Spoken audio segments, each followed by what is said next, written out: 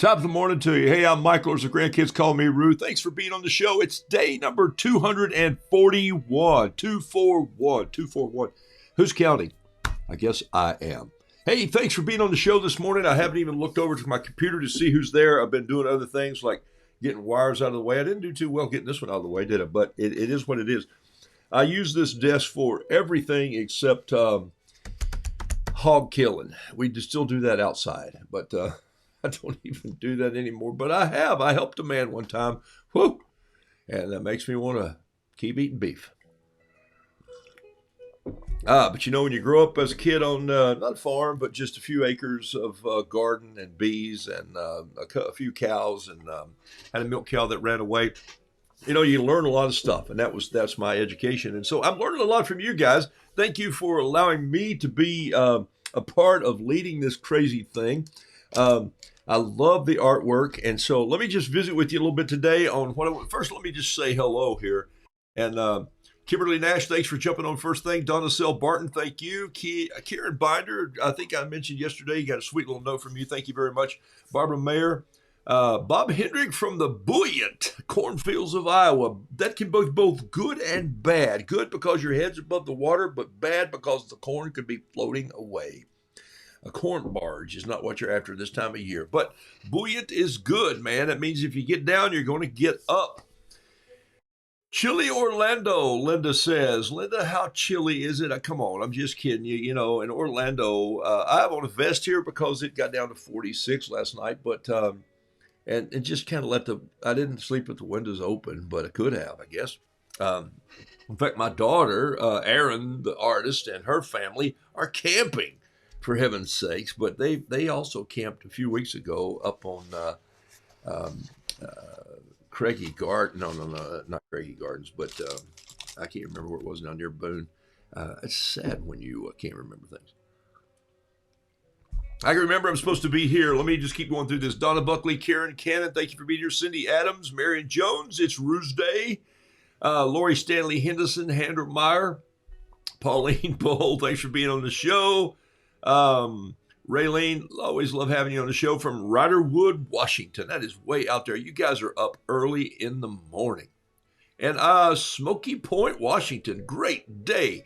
I haven't heard it called that, Heather, so thank you for putting that in there. Maybe I just aren't paying attention when I read, which is possibly true. I'm like a bee, and the spring is coming out. In fact, how do I know spring is coming out? Because my truck is green, my driveway's green, my everything is yellow, green, limey green right now with pollen. It's amazing. So I love it, though. This is my favorite time of year. Got to tell you, April, May, when those trees go, hey, we're making leaves, and the saps running. I love it.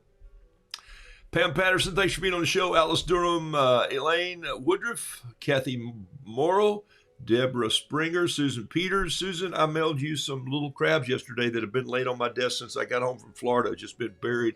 I think they're yours. They're on their way. Cinda Clayton, Beverly Schmidt, welcome to the show. Jenna Jason, thank you for being on the show. Teresa, Jack Wolfenbarger, blessings to you, buddy. Jack and I had a lot of shop classes together back in the days of Farragut High School in Knoxville, Tennessee. Jan Campbell, Jeanette Seal, thank you for being on the show from Colorado. It's always a cold front coming through, but I love the Colorado in the summers, man. Hadn't been there in a long time. Burke Crone, thank you for saying hello from sunny Greenville. And, of course, Sharon Kirk Clifton, thanks for being on the show. Pat Brooks, welcome. Yep. Got some folks having little surgeries today, so pray for them. You bet. Sent them a note yesterday. June Jones, Ruth Ann Godey, Betsy Sobolewski, thank you. Sobolewski. Megan McNevin, your name just has a poem in it. Megan McNevin, I love it. Trish Brown, Annette Wall, thank you for being on the show. Fern, hadn't seen you in a while. Thanks for being here from Delaware, bringing in the Delaware. Chris Whitaker, oh yeah, Betsy's reminding you to pray for Chris. Still in California, but it's still dark in California. Got my cup, but yeah, it's not dark here. The sun is breaking over the trash can. It's Tuesday, and so Shanlon Martinez, wow, Carol Hodges, Dorothy Beasley, Dolores Bolin, Kyle Dixon, thank you for being on the show from the Funny Farm. Trying to get our mule out of the hot tub this morning. There is nothing worse. Once you get them into the hot tub, it's almost impossible to get them out because, it just makes you limpy. And there's nothing heavier than a wet mule. I'm just telling you. Crazy person. Okay. Terry Tardy, good morning to you from way out in Oregon, way out there. Okay. And I thought of you this week because I was working on something that had to do, I know what it was. I was thinking about the clay. And that made me think of potters, which made me think of you. Michelle, thanks for being on the show. It's Roost Day, and I'm getting to see beautiful people. Michelle is busy as a one-arm paper hanger with an itch. I look at her Sunday paintings, and she has the time to sit down and be still. It's a little be still thing she posts. I love it. I love it. I love it. Your artwork has just climbed. In fact, I'm going to talk about that right now. Let me just jump into this and say, hey, Mike Pratt, blessings to you, buddy, from over in the Pinehurst world. And I love that place over there. In fact, I'm supposed to be working on a piece of art for those folks for some sort of golf thing. And it's not golf art. It's a sculpture or something, but we'll see. If I get over that way, I'll say hi to you, man. Kimberly Nash, welcome. Mary Dakota, it looks like, from Ontario. Thanks for being on the show. All right, so here we go. Let me just jump in here just for a second. The desk is an absolute wreck. There it is this morning. Well, I've cleaned it up. It's almost straight.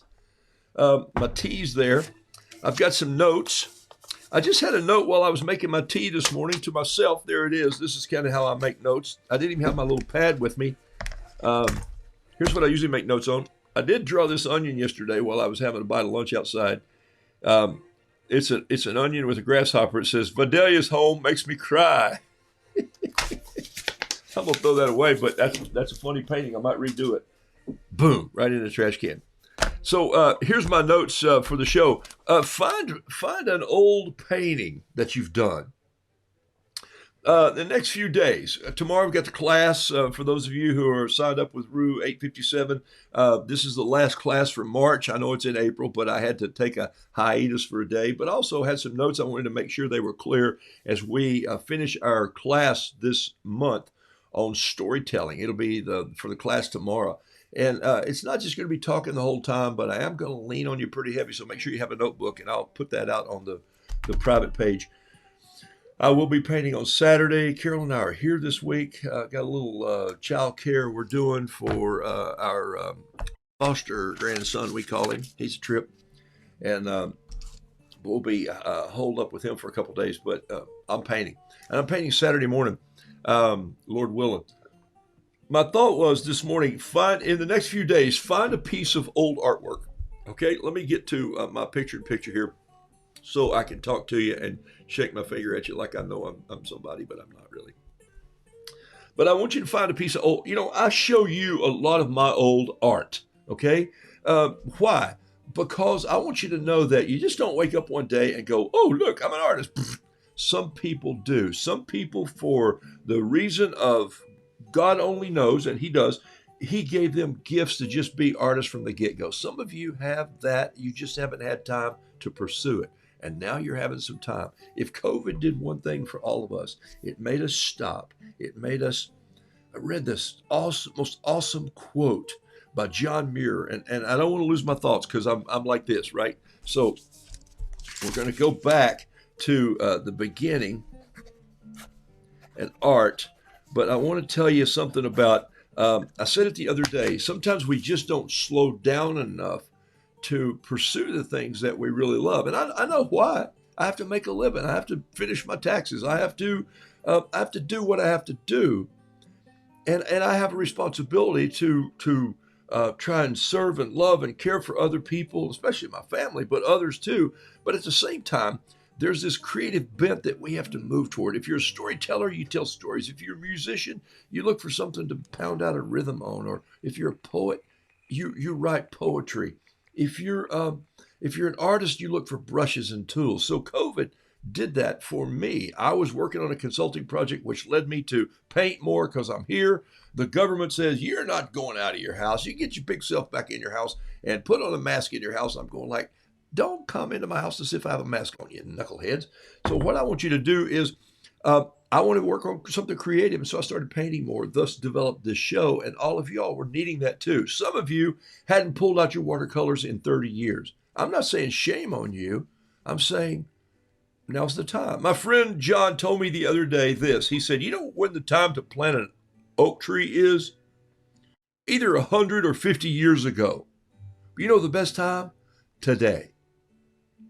And I thought, wow, what great counsel. Instead of saying, wish I'd have painted that, wish I'd have planted that tree, wish I'd have started painting when I was 5. No. It might be today. So what I want you to do this week, between now and Saturday, those of you who want to, who've been painting with me for 241 days on and off, or some of you, all of it, there's some of you who've been with me this whole time. It's absolutely amazing. I hadn't even been with me that much. Some of you have said,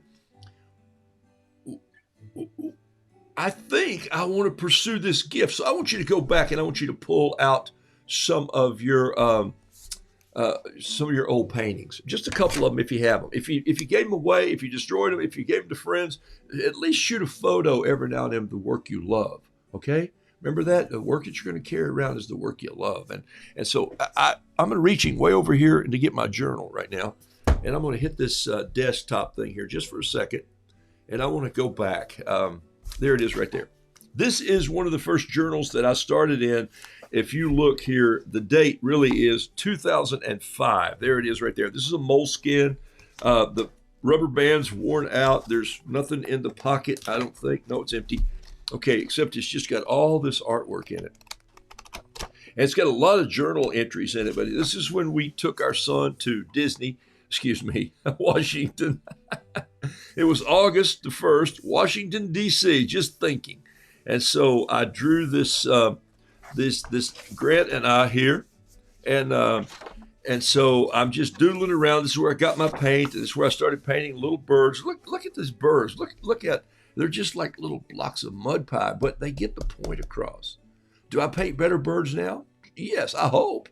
But sometimes I just stumbled on a good one and I painted it. And then, so I go back and I look at my early paintings. I did the crab, which was, you know the story. Carol says, whoa, it's really good. But look, no holidays, no white spaces, just a block. It's okay. But it got its purpose across. She said, you should paint roosters. This is where all this came from. I painted this little sparrow and I didn't leave any white, but I tried to get some in there. I saw a guy named Dan Kessler in the market who painted this dog and these weird style. And I recognized something right then. Dan has his own stylized voice. I'd never met him, didn't know him before, walked up, said hello, said, you are crazy. And he goes, thank you. And I go, I like this guy. And you know what I like about this? Look, and I've thought about doing this with some of my roosters. This is the William, I wrote down, this should be known as the William Tail Dog. See, because he's got an apple on his head. And so all his animals were just like a square box with legs. And there's something fantastic about that. And so every now and then I'll look back to see Dan's art. This is a muddy little journal. Oh, my point is this. It just goes on and on and on. Can you find a picture that you did, one of my first roosters? Since I was a kid, I had this magnetic pull toward roosters, 4-H Rhode Island Reds, and catching chickens for a poultry company and who sold chickens. And I had to go in at night, catch chickens. And then this was in a business meeting where I sat and sketched this tree just with a pencil and rubbed it in with my finger. And yeah, I was bored. And I can never say I was bored, so I sketched. But here's humans waiting creation, you know? And so I was just trying to find my voice. I want you to go back and I want you to look at some of your art. Find some of your first work and look at it. And you do your own self-critique on it. And say, if you may find that it's really bad, then you may find that it's great. If it's bad, you say, look where I am headed. If it's great, you say, whoa, why am I not doing art as good as when I started? And I may answer it with this question. Maybe you know too much now. Maybe you've practiced, not too much, but maybe you've tightened up because now you're trying to do perfect work too quickly. Go back and do less. You know what happens when you hand a kid a paintbrush? They just start doing this, and out of that may come a great piece of art. Sometimes as adults, we start that way because we're learning, and then we start focusing in too early, and we get into this tightness that pulls us in, and we go, I'm just so frustrated that I can't get this line. I've already erased it 75 times. It's why you saw me just roll up a little painting and throw it in the trash. I'll paint it better. So what? So what if you make a mistake? Okay? Do it again, do it again, do it again. But look at your art. So I just want you to compare your art a little bit and be thankful that you've had the time to have this art. Okay? So that's why I want you to go back and look at an old painting. And yesterday I was sitting out on the porch, and I told you I'm going to paint a rooster today. Sarah, thanks for being here from Northwestern Ontario. So glad you're here. Miss Carla, thank you for being on the show. Carol Todd Mundy, thank you for being here. Danae Resetoff. No, it's Restatoff. I went to Bluegrass Elementary School, okay? Hi, Sheila. Welcome from way out in Bainbridge Island. Love to have you guys on the show. Hey, Ash, good to see you, buddy. Virginia McClure, thank you for being on the show. Linda Bennett. So I want you to go back and look at some of your old work. If you're a poet, go back and look at some of your early poems and feel where you stayed on meter, where you jumped off meter. See if you wrote only in your head and no one else can figure it out. See if you, as we say in the storytelling world, see if you put the cookie on the bottom shelf so that people get it and understand it. If you get too far out there, are you trying to impress you or are you trying to impress other people? Art needs to just really communicate a story. You can be impressed when you see its simplicity. Mako Fujimura, yesterday I was painting with ink. I was dipping my pen in a bottle of ink, and I was just making marks. In fact, my pen was just a whittled brush that I whittled, and I was dipping it in, and I was drawing, and I was thinking about Art and Faith, which is a book I'm reading by Mako Fujimura, the Japanese artist, which I really admire and love, and had 20 minutes with him, which I just love the 20 minutes that I had to sit down. It was accidental, and I just got called into a room and I said, "Can I get you a cup of tea?" He said, "Oh, that'd be great." And I brought him some tea. I didn't know any of his customs of drinking tea or whatever. I just said, "Here's a cup of tea, brother." And we sat down and we laughed and we talked. And sometimes when Mako wants black ink or sumi ink, which is the Japanese word for ink, sumi, he uses pitch, which are burned pine sticks, and they're all glued together, and he rubs them on a stone back and forth like this for hours. And in this, and rubbing them on this stone with this liquid, and with some sort of a distilled water, just a drop or two, it starts creating this black brownish ink that he paints with. And he may rub these stones for hours and hours until he gets the ink. It's fascinating. I think I've told you if he wants oyster shells, he may spend 3 years pulverizing these oyster shells off different times and then 10 or 12 hours just finalizing them to make white because he wants it to be so pristine and he wants it to come from what he calls God's palette almost. Anyway, fascinating story. So go back and change what you're doing a little bit. Sometimes change your brush. And let me just say this. I'm talking a lot this morning, but this is important for those of you who want to push your art a little farther. Stop going to a big box store. Not just stop going. Hear the rest of this. Don't just go to a big box store because you can buy 10 brushes for $4.95. Okay? At some point in time, your art and your style and your voice deserves better than that.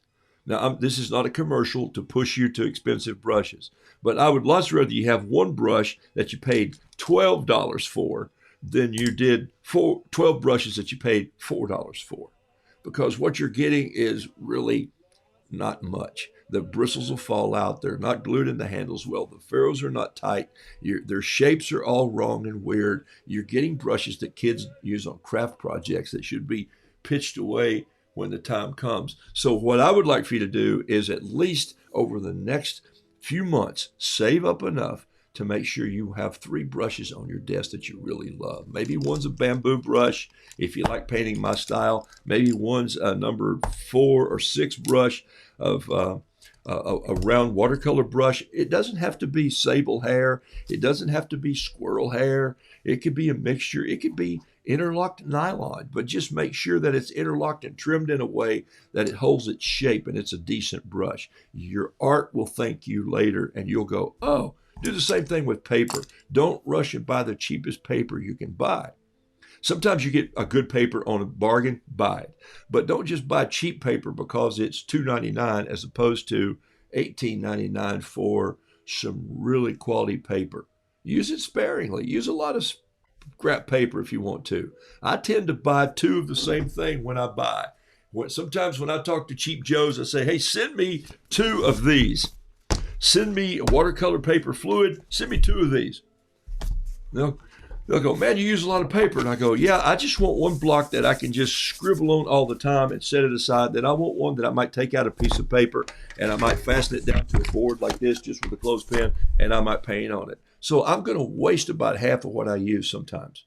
Okay? Or I'm going to take that later and turn it into a painting. But I want you to just get in the habit of buying the best art supplies that you can afford. Don't just get the cheapest thing because you got a deal somewhere. And I'm not, this is not a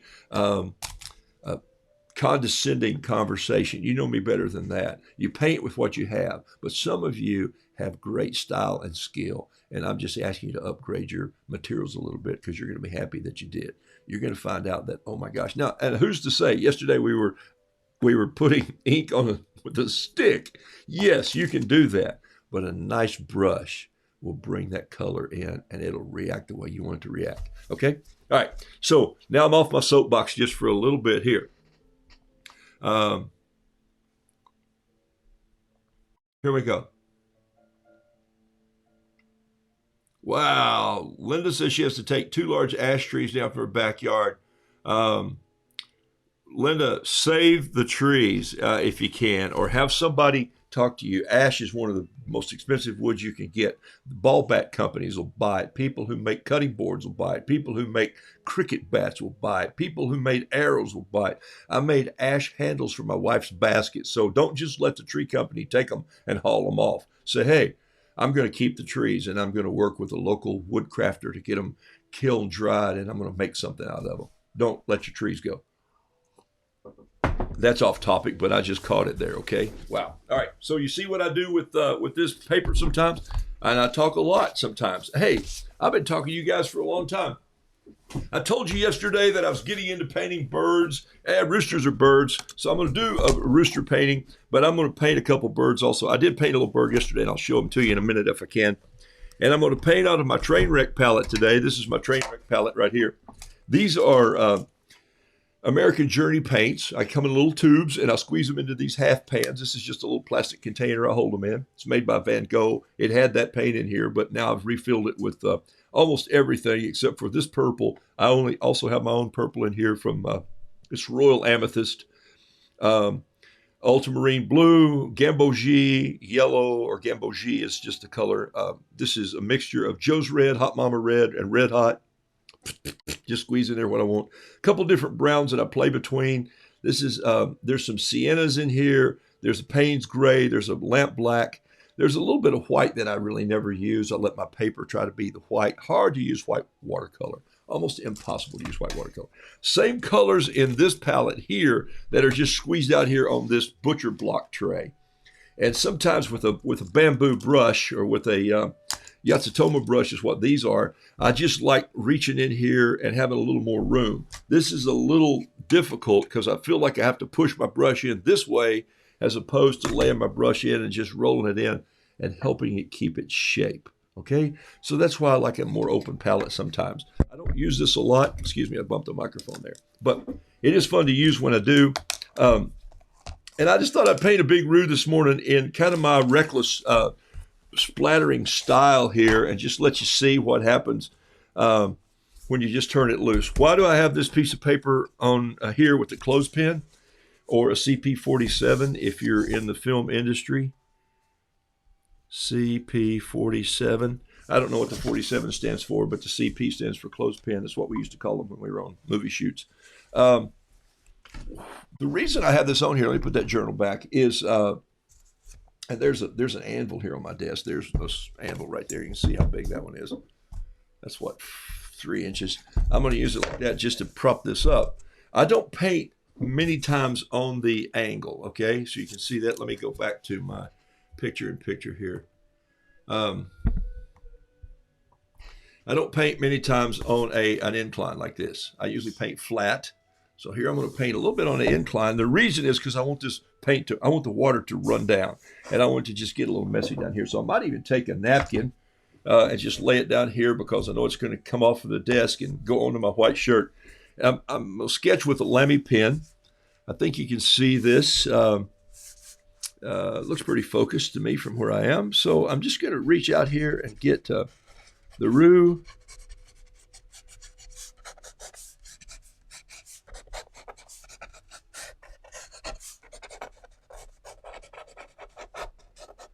Man, listen to that. Is that not a fun sound? Sound like a bunch of chickens scratching. Or a man scratching a chicken. I love it when I crack myself up. Doesn't take much either, huh? That's the fun part about life. Notice I'm not finishing the back end of this chicken. What's the point? All right. I'm sketching faster than this piece of paper is taking ink, and that's why you see some.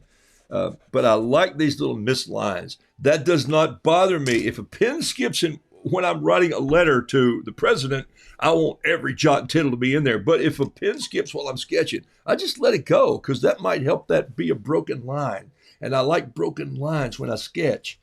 All right. So what I'm gonna do now is so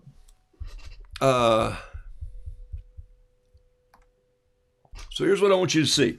All right, here we go. I'm just gonna grab a little bit of this brush. I'm gonna use this palette here, and I'm gonna wet it down just a little bit. Here's the my spray bottle. Remember, this is a fine mist that I'm spraying out of here. And I'm just sort of going around to just wet it up. Why I'm wetting this right now is just to let this let these dried watercolors, and they've been in this tray for over a month or 2 months. So I'm just letting them come to life a little bit, okay? And then I'm just going to set this over here on top of everything else. You can see it right there. Just a mess. I have to move my coffee cup. Or that's my teacup actually today. All right. And I'm going to grab this brush. It's a number 2. Let me just grab another one so you can see what I'm painting with. Here's a number 1 Yacitoma brush. You see it right there? Here, let me turn it around so you can see it. This is what it looks like. CC1. I asked Phoebe what CC was for, and she said, I'm not real sure. And I said, well, come on, help me make a story. So, all right, so watch this. I'm just going to go and do a little detail first. Yeah, just get that out of the way. I'm just going to go in here and just put a yellow in here.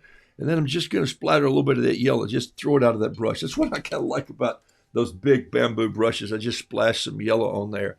And then I'm going to go in and I'm going to take some water and just put it in here like this. And look what's happening already. Can you see? Because I've got an angle on this, it's all coming downhill. I'm going to go over here and just lay my brush down in some of this blue here. This is ultramarine. I'm going to come back, and then I'm just going to sweep it across like this. Look at it. Look at it come downhill. Sometimes it's so fun to paint off level, and I've never been on the square. And I want a little darker paint in here, so I'm just going to go get that. And then I might just take this brush and drop a little of this blue right in there like this. I'm just sort of shaking my brush like that. I just wanted this to be a real messy, just drip roux. Just let it splatter out. There's something fun about that. Somewhere in this, there's some black. There it is right there. I just want to go underneath and put a little bit of black in there too. Now, if this starts to run downhill too fast and too far like that, I'll stop it. See it heading down right here? Boink. I'll just use my napkin from the bottom and I'll stop that. If I want it to stop completely, I'll move my little anvil over and lay it back down just like this, and that will just let it seep into this. This is this 8x8 flame paper, fluid paper. Is it fluid or flame? This is fluid. Used to be flame, they changed their name. Fluid watercolor, and it's cold press. It's 140 pound. It's 8x8 square. I love this size because my theory is everybody has a piece for a small painting, and if they splurge a little bit, they can find a place for a bigger painting. 8x8 is a great size for that. If you do 9x12, then they have to have a big mat, then they have to have a big frame, and they wind up with something that's bigger than a fruit basket. And so I'm painting. This is a big brush, but I'm actually going in here. The cool thing about these bamboo brushes is the hair is a mixture of goat hair, horse hair, badger, raccoon, roadkill. Just made that up. I'm sure Yacitoma will go like, it's not roadkill. We put in our brushes. Could be. It's not. Okay. They're a friendly bunch. They'll have mercy on me. And they're sending me some brushes. They say they're coming soon. I'm ready to see those rascals. And I'm ready to figure out, ooh, man, look at that. There's some purple. Look at that. Love that. How did that caught me off guard? It's all running down to the bottom of my palette here, but I like that. Look what's happening here. So I'll just turn this a little bit, work it around a little bit. Okay, I'm going to lay that back down just on the clothespin. I'm going to go in and clean out my brush. When you do paint with a bigger piece of canvas and a bigger palette, guess what you need? A bigger area. And guess what I don't have? A bigger area. I do, except there's 2 hard drives and a speaker and a camera lens and a bottle of brushes, 3 bottles of brushes. You know, I got all these sitting over there. I've got journals. Yeah, this is a tight little area that I paint in. But I want you to see that you can also make good art in a small space. All right, so let me get this thing out of the way. Where am I going to put this now? Here we go. Are you as confused as I am? There we go. Just pretend that my palette's up there and you can see it. All right.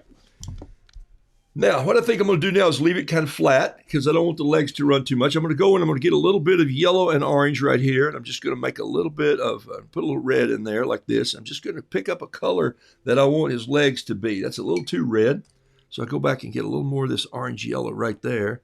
Come down with that. I'm liking that right there. That's good color. By the way, I sketched this with a Lamy pen, and that pen is heavy ink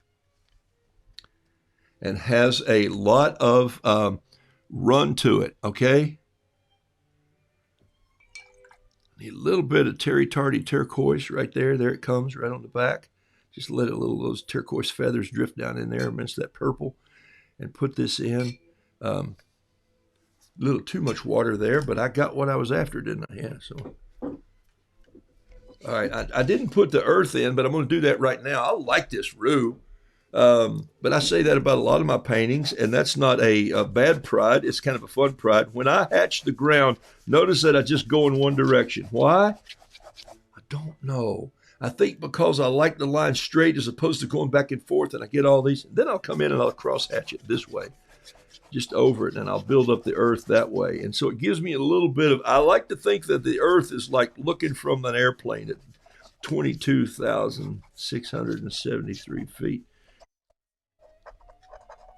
I love not being normal. It's just so fun. Grab a little bit of just clean water in my brush and just swipe it across there. And then I'm going to grab a little bit of this spring gray. And it is called spring gray. It's from American Journey. Cheap Joe's sells it spring gray, spring green. Did I say gray? It's green. And I want a little darker green too. So I'm going to go in here and pull some of this and just touch it. And then I want a little bit of black, just to give myself a little shadow underneath the feet right there, and maybe a little shadow under the tail there, like that. And then I'll put a little dirt on the ground. So watch this. I'm just going to barely tap here. Got some great looking colors going in there. This is a fun looking roux. I don't think I'm going to do much. I believe more, but I think he does need a little touch of yellow, just a touch more yellow right there, and maybe some more right there, maybe there. Man.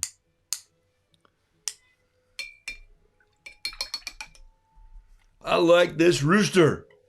He is so cool. Okay, so how fast is that happening? Philip sent me a quote, said, I saw this quote this morning. Life beats down and crushes the soul, and art reminds you have one. It reminds you have one. Wow, fabulous. Woo-hoo-hoo. Wow. Thank you. Thanks, Pat. Glad you like this roux. Joy says, Rue is speaking to me. Hey, I'm speaking to me.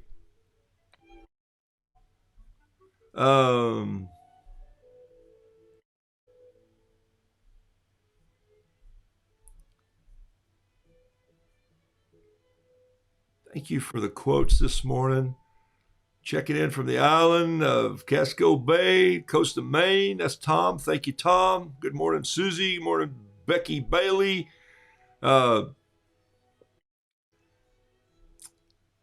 Pat Chewing Thompson. I love it. All right. Good morning from California, Susie. John Robert Small. I'm looking for a place to be from when I'm ready to grow up. I love that, man. That's a great quote.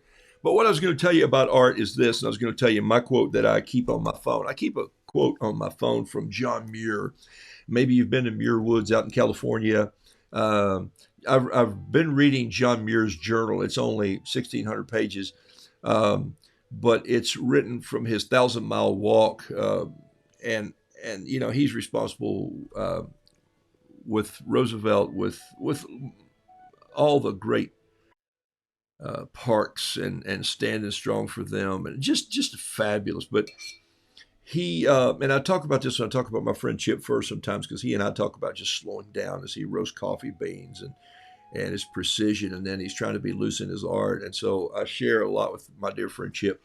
And one of the things that Muir says is that and people say, "Hey, do you go hiking?" He says, I don't even like the word hike, because the hike you just have to. It's like it's a hike over there. I got to go hiking, and hiking is hard. And he said, "I don't hike, but I saunter." And I thought, wow, what a great quote that is. He saunters. And he said, the root of the word saunter is this. The word saunter is when pilgrims were going into the Holy Land back in the days, the people that they were passing would say, where are y'all going? And they would say, à la Sainte Terre. ALASANTIETERRE, terre, which is earth. We're sauntering across the earth. We're walking to the Holy Land. We're à la Sante, saint land, walking on it. We're saintly walking on the terre, on the earth. And he goes, whoa. And so the people, the locals, call them saunterers. So they just said, those are saunterers. Who are those people? They're saunterers. So you'd be working out in the garden and you'd see these people come by and you go, who are they? And you go, they're saunterers. I remember when we were in Africa, we walked through the bush every morning to get to this school, and where my son was working, and he'd say, this is how I've walked for a year. I've gone down this trail and across this river and across this bridge and through the jungles here and through the trees and just mahogany trees. First time I saw them in their own timber, just huge, 15 feet across mahogany trees. And so as we're walking through there, the people would look at us and they would sort of wave like, where are those people going? They don't have water jugs. They're not carrying any tools. What are they doing? We were backpacks and art supplies and cameras. And we were sauntering. We were taking it in. And so he says that we should be saunterers. And so when you saunter through art, you tend to take on a little more of its color and its breath and its excitement than when you just race through and do things. Now, I paint fast, but I do several of these during the day, so it causes me to sit down and focus. All right. So there's my Roo this morning. He's got lots of wet colors on him. I'm going to do something really crazy here. I'm going to take this measuring tape. I'll take this little anvil, and I'm going to set it right here. There we go.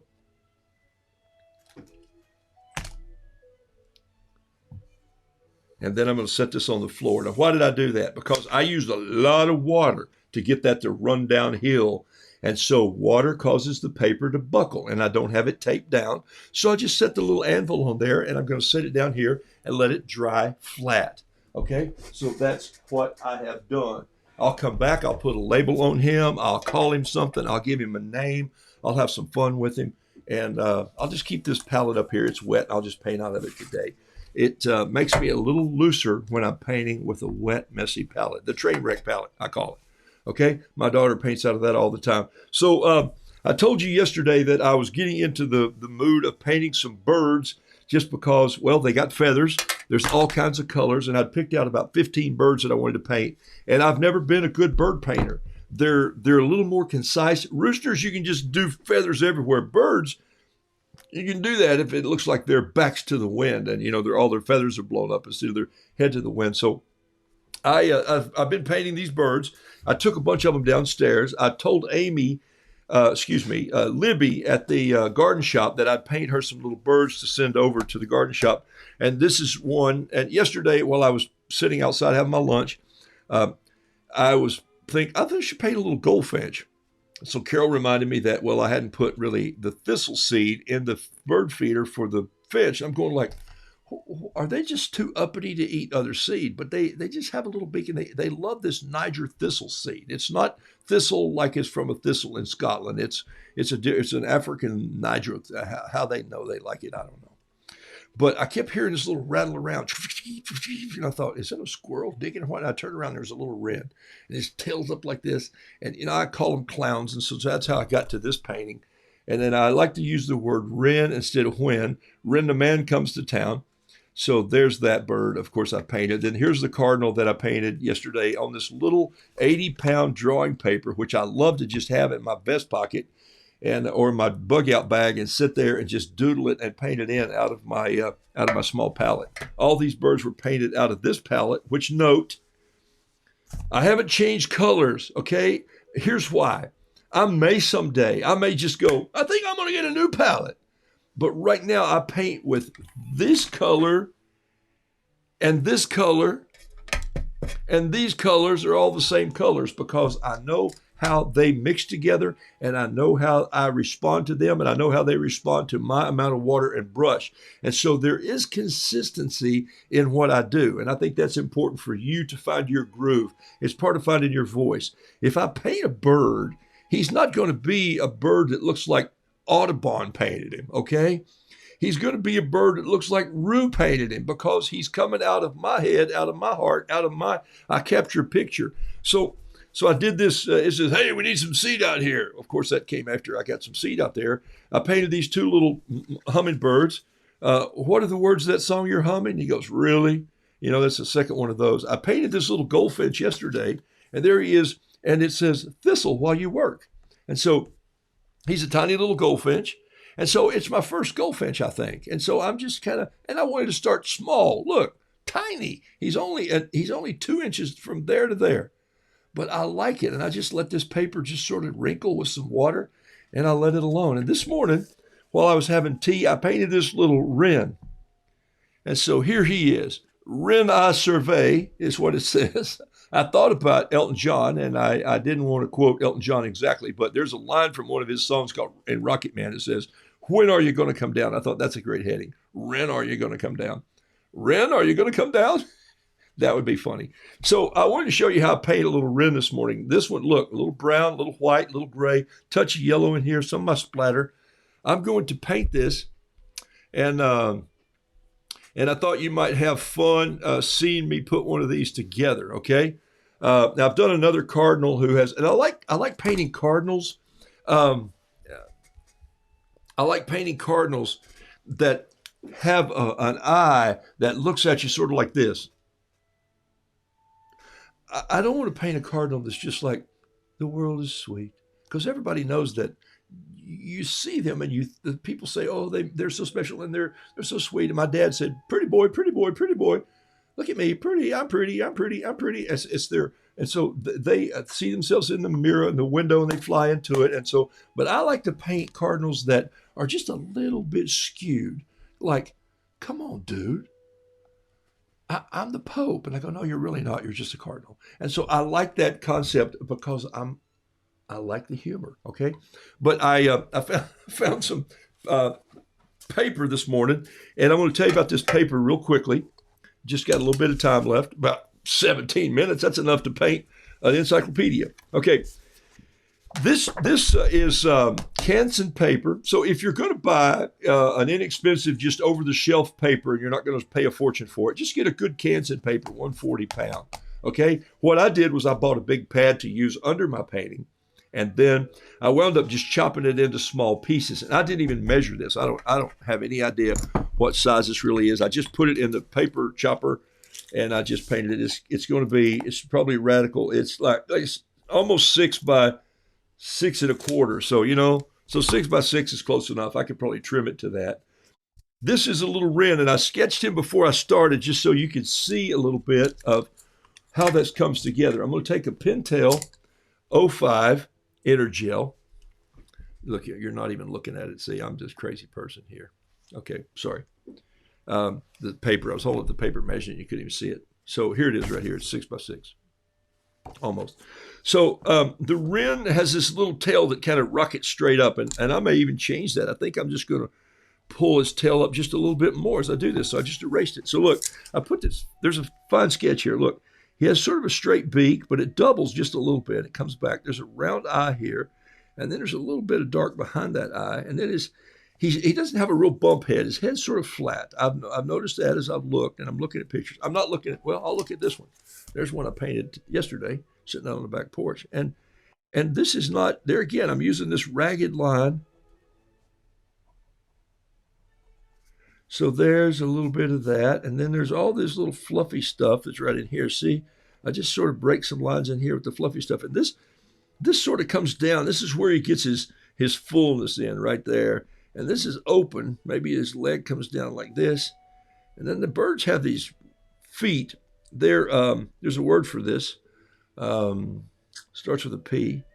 But it's the type of bird they are birds that have 3 toes like a rooster, the type of family, 3 in the front, 1 in the back, so they can grip a limb. If they just had all their feet going this way, they would just go around and around on the limb. You got that, didn't you? Life's too short not to run with a gag. Okay, so I think now this tail feather needs to come up like this, and I just sort of build this like it's the tower in Chicago or something. Like, you know, look at that. That's a little tail. If I wanted some more here, I could do that.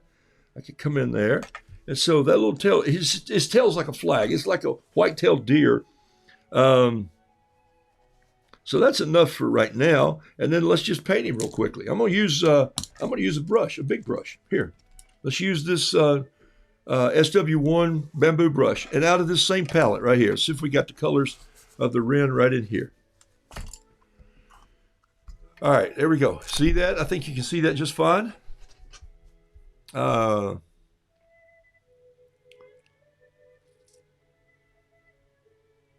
have a mean face, make him smile. Yeah, that's why I told you about my cardinal. All right, so here we go. Let's see what we got here. A little water, and let's just start at some of the brown. And I need some rich brown here. So there's a cross between brown and orange. Need a little more orange in that brown. So I'm just looking at what I might think would be a color of this color of this wren. I like wrens, and here's why. They remind me of myself because we're both kind of rascals, and I wasn't a difficult child. I was just always into something though, building something or tearing something up or making something. And I could have toned that brown down just a little bit, maybe with some of this, there it is right there, some of this gray. And then I also think that this wren needs a little bit of gray underneath his chest right here, just in here. And you say, well, I don't see any paint in there. Well, it's because I put a little bit of water in there first. And then I want a little, is there some gray here? Oh, I can just go get some gray. That's what I love about this. And just go get a little gray and put down. That's too gray.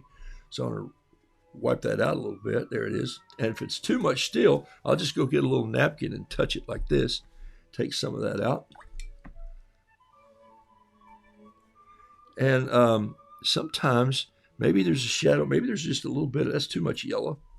A little yellow touch in there too. I like that. Just a little bit. You barely see it. It's in there like that. A little dark. And then the beak has got some dark in it too. And it's, let's see, it kind of starts off dark here, and then the under part has a little stripe of white mix in that too. And I'm not trying to do too much there. Got to be careful.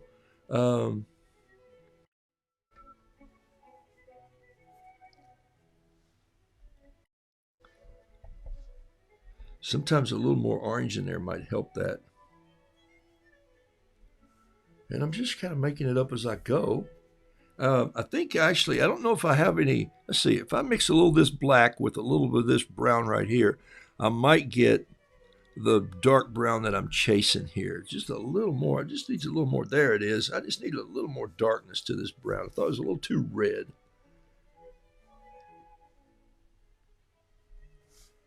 Maybe his head's got a few loose feathers up there like that. So you see that this is starting this little bit of this brown with this orange is starting to drift down into the water that I put in the body. You see, that wasn't a brush stroke. That's just a happy little accident right there, in the words of Bob Ross. And so that's happening already. And I might just go back and get my brush and get some of this little green and brown and mix myself with this really strange color here and just put this limb like he's on a dead branch.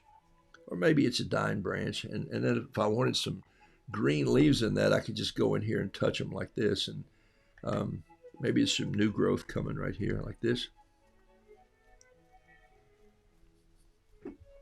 I like just shaking that brush like that and just letting it fall wherever it may. That's kind of cool, isn't it?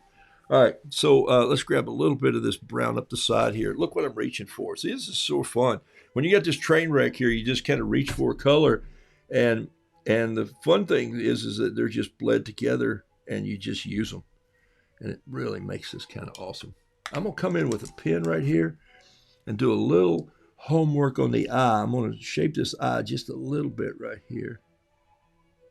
Just leave a little bit of white right there and come in with a little of this. And then I'm going to go get my Pentel 07 right here and just kind of come in here with some little black struts in this right here. Just a few more little feathers that are loose. Man, I like where he's going, huh? He's looking good already.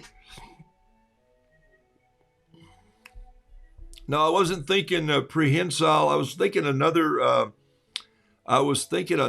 Word. They're of the family. It starts with a P, but it's where the birds have 3 toes and 1 pointing back. And you know what? I need to do some more research on birds. Obviously. All right. All right. I'm gonna let this dry for a minute while I shift gears. This is what I do. I'm gonna push this one over here, and I'm gonna go get. So as I thought about that, I also thought, do I have a story that ties me with the wren? And I thought, oh my gosh, I do. I have a wren story. When I was just out of high school, and during high school, Carol and I were friends. We worked with the Young Life Ministry in high school, and we had some dear friends who were sort of mentors to us. They were mentors philosophically, value-wise, spiritually. They were just dear, dear friends. And Patty was Carol's mentor, and Alec was my mentor. And we just sort of had a lot of dinners at their house, and I'd go drive over early and help serve breakfast for a bunch of high school kids that met before school. And so one day, Alec had asked me to do some work around his house. And if I got home early in the afternoon, just drive over from my house. So I rode my motorcycle over. And Patty was standing there having a cup of coffee. And I said, what are you doing? She said, I'm watching a little wren out there. She said, I just love wrens. And I said, well, isn't someone in your family named Wren? And she said, oh, yeah, we have a granddaughter named Wren, and we have a middle name. And she said, because Christopher Wren was one of my favorite people in history. And I'm going like, oh, yeah, sure. Who's Christopher Wren? Birdman. She said, no. Christopher Wren was a famous architect born in the 1600s. And he did like 53 of London churches, Christopher Wren did. And his famous was the work on St. Paul's, after Rome burned. He came back in and did the dome in St. Paul's. And just brilliant man. And so she loved Christopher Wren. She loved his architectural style. She loved a lot of things about him. And so she just said, I just think wrens are the coolest, the way they hop around. And I said, well, I think they're clowns. They're just like, hey, I'm over here, I'm over there, I'm back over here, get out of my face. Da, da, da, da. They're all just, and they fly low and they zoom under the truck and they go up on the top of the wheel and they have a loud chirp and it's like, look at me. I love them. So I was watching one yesterday and it made me think of this story. What happened was she said, one day I would just love to hold one in my hand, just and offer it back up to God. I mean, I don't want to hurt it. I don't want to damage it. I just want to have a wren like that and go, oh my gosh, I just want to see it close up. And so I have a cup of coffee by now and I'm looking at the project I have to do for Alec out by the barn. And there's an old swing set sitting out there. And so I see this wren, and it's the one she's been watching. But it just flies around, and then suddenly, I think it's the one she's been watching. It's up on top of the bar of the swing set. It's just sitting right up there.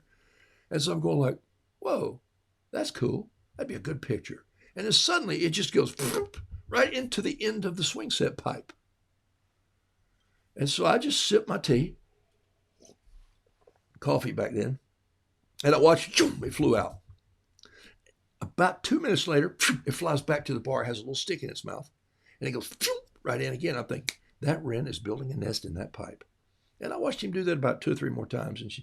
And I said, so you just like to hold a little wren in your hand? She said, oh my gosh. And I said, well, I am kind of like I can just catch birds. I mean, that's just a gift I have. I can just go catch birds. Like I'm just out of high school at the time, and I'm just being a goof off. And I go, I'll just go catch the bird. I'll catch your wren. She said, yeah, right.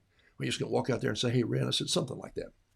So I head out through the utility room, and I pick up a little lunch bag and a rubber band because I got a plan. And I watch the bird fly in, and I watch him fly out. I watch him fly in, I watch him fly out. And then while he flies out, I sneak over to the edge, and I wait. And then he comes on, he lights, he flies in. When he does, I go put the bag over the end of the pipe, and I put a rubber band around it. And then I go to the other end of the swing set pipe, and I go, hey, get in the bag. And what happens is the bird just is startled and goes, poof, flies into the bag. So I just go over and crinkle up the bag on top very carefully, and I carry it to the door, and then I reach in, and I get the little bird out, and I go inside and say, hey, Patty, did you say you just want to hold one of these birds for just 1 minute? And I open up my hands, and up pops this little wren's head, and she just goes, oh, my gosh. And so I hand it to her, and she holds this bird, and it's just like she has this moment where she just connects. It's just really funny. But it was, I was at this point, I was going like, whoa, this is serious. So I just sort of got out of the way. And then I held the door open for her, and she walked out, and she said something, and she just released him, and he flew back, or she did, and about her nest, because we didn't want to disrupt the bird. I never told anybody how I caught the bird. But it was a conversation for the next few years in my life. And then Carol and I moved away. We stayed friends with them. It was 40 years later, and we were at a funeral service for Patty. And her daughter, Shelby, came up to me and said, can I ask you a question? I remember when I was 8 or 10 years old, and you somehow caught a bird and brought it in for my mom to hold. Can I find out how you did that? And I said, I never told anybody, did I? She said, no, we've wondered all these years that she wanted to hold a bird, and you went out and you just caught this bird. How did you do it? And I said, you got a minute? So we poured a cup of coffee, and we stepped over in the sort of just this gathering of friends at this wake. And I said, Shelby, here's the story. And she just sort of cried, but she laughed, and she went, oh my gosh. And I said, you can't tell the other children and your children or your grandchildren until they're older. And she goes, oh my gosh, I will. Anyway, so the funny part is, so wrens do have a part in my life. Look at this one. He's doing really well here. See what he's doing already? So I'm going to go in here. I told that story long enough for him to dry. Don't you love that about watercolor? See, if this had been oil paint, I'd have to say, come back next Wednesday and we'll tell more. So this is not hardly there yet, but I'm going in here, and I'm putting in a little bit of white, those little broken feathers that are in the wren. Here he is right here. See, they have these little dot feathers like that. Can you see that? Let me blow this painting up just a little bit. I mean, not blow it up, but enlarge it. I used the right word. Nope, that didn't focus. Nope, that didn't focus. Okay, it's not going to focus. Let me lay that pen right there and focus on the pen. There we go. All right, that might do it. Look at this little white gel pen here. I'm just going in. Could I do this with paint? Yes, but remember, it's hard to handle white watercolor paint, okay? And so in this case, I'll just go back in with a little gel marker, and I just do some little sun dots in this, and I get this great little texture and look. And then I can also go in here and just do a little bit of detail and some leaf work if I want to do some leaf work. I may not want to do any, just some little brush and leaves, and maybe sharpen up this edge a little bit. And I might come in with a tiny little touch of a brush and go get a little more of this dark. I got paint running all over the place this morning. Just touch a little bit of dark right in here underneath, and then maybe a little right there. Boy, touch, just a tad. Touch there a little bit. Just shadow him. It got quiet in here because I turned the music down, but I was telling the wren story. Okay, so there's a little wren for you. He turned out pretty well, actually. Look at him. So you know what? I'm finding in just a few days, I'm finding that I'm actually getting to be a better bird painter. And I have another one that I'm going to do today. I'm going to finish him later this morning. But here's what he's called. He's called a fairy wren. And I didn't know. And he's called a superb fairy wren. And he's from Australia. And he has a little bit of more of a curved beak and a little more of a rounded head. And I penciled him in this morning from a photo that I took just online. And this is what I'll do sometimes. I'll go and I'll look at a photo like this. Take a look. I think it's coming up. Ba-ding! There it is. I just shot this with my phone and pulled it over. So there's a little fairy wren. So I'm looking at him here. You can see him right there. I'm looking at him and I'm just coming down like this and coming in. You can't see me sketch there, can you? Here we go. Look at this right here. So I'm looking at the same bird you're looking at. I see that his tail goes up like this and come back in, and a little piece comes in like this. He's called a fairy wren, superb fairy wren from Australia. And he serves a purpose there, working in the orchards. Hopefully eating bugs that need to be eaten. So take a look. See, I just sketched him like that, and there he is. So that's what I'm getting practice doing right now. I'm not tracing him, which is okay. If you find a copy of a bird and there's a bird book that says trace these birds, do it. It's fine. There's no reason to do that, but eventually you'll want to get so you can sketch a little better. And I'll paint this bird and show him to you later because I think he's pretty cool. I'm putting some water in here, and notice he's got just some serious black and blue that runs together. Look at this paint. This is why I love this paint. Man, he's got black going across his back. He's got a little black here on his tail. Shoot, I'm just going to finish this. What the heck? Come on. It ain't going to take me another minute here. Look at this. This is blue up here on his head right here. Didn't start it too far up. I'm just looking at the picture that you see. See right here? I'm looking at that picture, and I'm just painting what I see. And so I'm trying to make it like this little photograph that I took of this. And I haven't done any research on this painting. I don't know where it came from.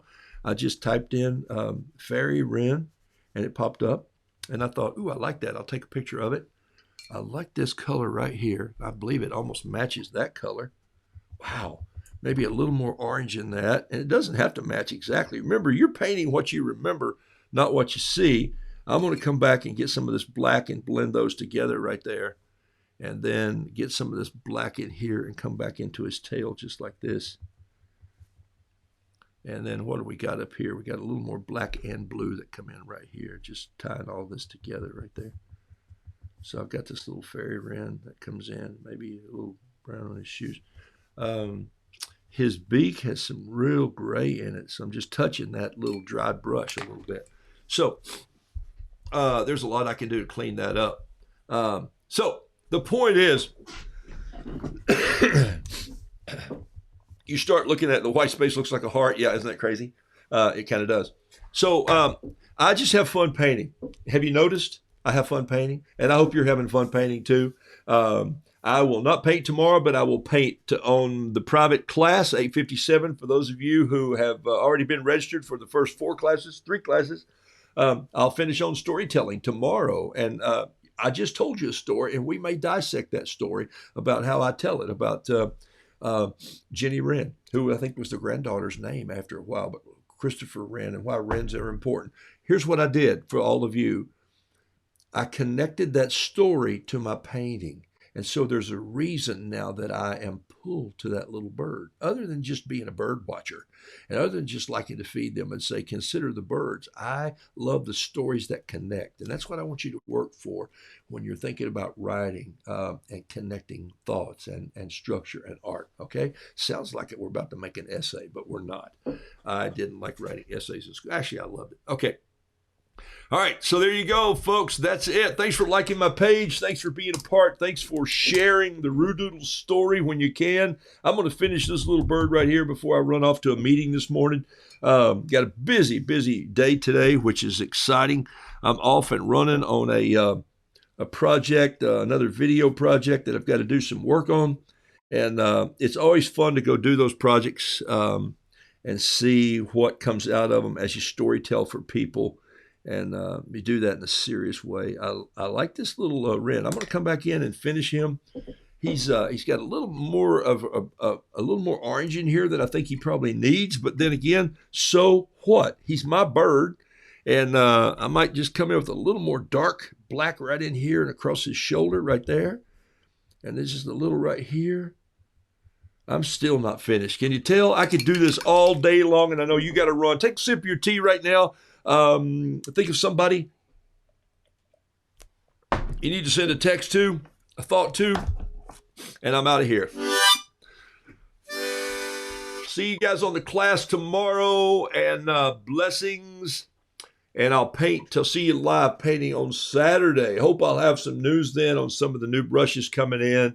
And consider saving a little bit of money and getting one or two really good brushes. You don't have to have an $85 sable brush, but get some good interlock nylon or a good hairbrush or something that's really good. I need a good hairbrush. You get it? It's a joke. All right, I'm out of here.